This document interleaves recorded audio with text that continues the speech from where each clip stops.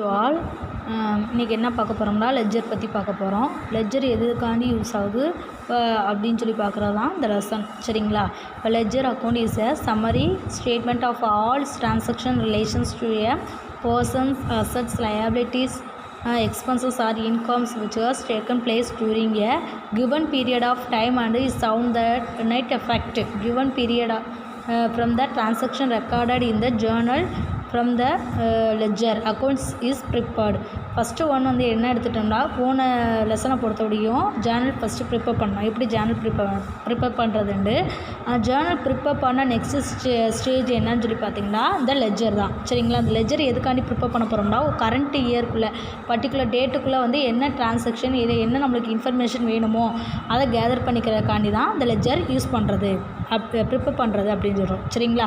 So இதோட utilities என்னென்னு சொல்லி பார்த்தீங்கன்னா quick information about particular account. ஒரு பர்டிகுலர் அக்கௌண்ட் ரியலாக இருக்கலாம், பர்சனலாக இருக்கலாம், இல்லை மிஷினரிஸாக இருக்கலாம், எது வேணால் இருக்கலாம். அந்த அக்கௌண்ட் வந்து ப்ரிப்பேர் பண்ணுறதுக்குள்ளே அதுக்குள்ளேயே ஏதாவது ஒரு டவுட் இருந்தால் நம்ம என்ன பண்ணிக்கலாம்னா குயிக்காக வந்து இந்த அக்கௌண்ட்டை வந்து நம்ம பார்த்துட்டு இன்ஃபர்மேஷன் வந்து கேதர் பண்ணிக்கலாம் அப்படின்னு சொல்கிறாங்க. சரிங்களா?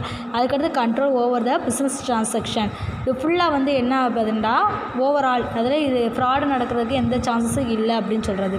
நெக்ஸ்ட் வந்து balance can be trial balance can be prepared. So இதெல்லாம் ப்ரிப்பேர் பண்ணோடனே நெக்ஸ்ட் ஸ்டெப் என்ன பண்ணோம்னா ட்ரையல் பேலன்ஸ் கால்குலேட் பண்ணுறது அப்படின்னு சொல்கிறோம். சரிங்களா?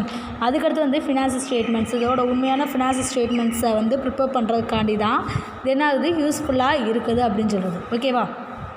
ஸோ இதெல்லாம் வந்து லெட்ஜர் அப்படின்றது. இதோட ஃபார்மெட் மட்டும் என்னன்னு சொல்லி பார்த்துக்கலாம். So format of ledger account இதில் என்னென்ன ஃபார்மெட்னால் ஃபஸ்ட்டு டேட் போட்டுக்குவோம், பர்டிகுலர்ஸ் போட்டுக்குவோம், ஜேஎஃப்னா என்னென்னு பார்த்தீங்கன்னா ஜேர்னல் போலியோ அப்படின்றது. அதுக்கடுத்து அமௌண்ட்டு என்ன அமௌண்ட் அப்படின்னு சொல்லிட்டு போட்டுக்கிறது, இந்த காலம் போட்டுக்கிறோம். இது டெபிட் சைடு. அதே இது ஆப்போசிட்டாக வந்து கிரெடிட் சைடு என்ன பண்ணுறோம்னா டேட்டு பர்டிகுலர்ஸு ஜேஎஃப் அமௌண்ட் அப்படின்னு சொல்லிக்கிறது. சரிங்களா? டெபிட்டு கிரெடிட் இது ரெண்டு சைடுமே வந்து எழுதிக்கிறது தான். சரிங்களா?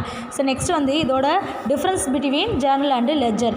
ஜேர்னலுக்கு லெட்ஜருக்குள்ளே என்ன டிஃப்ரென்ஷியேட் சொல்லி பார்க்க போகிறோம். சரிங்களா? ஃபஸ்ட்டு வந்து when transaction take place entries are made in journal. Journal வந்து என்ன நடவடிக்கைகள் நடக்குதோ அதை என்ட்ரி பண்ணுறது ஜேர்னல்.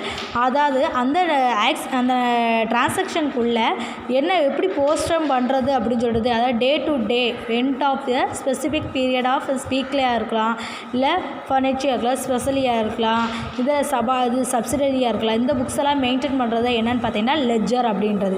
சரிங்களா? So recording of the journal is the first stage. Journal இது வந்து ப்ரிப்பேர் பண்ணுறது ஃபஸ்ட்டு ஸ்டேஜ்.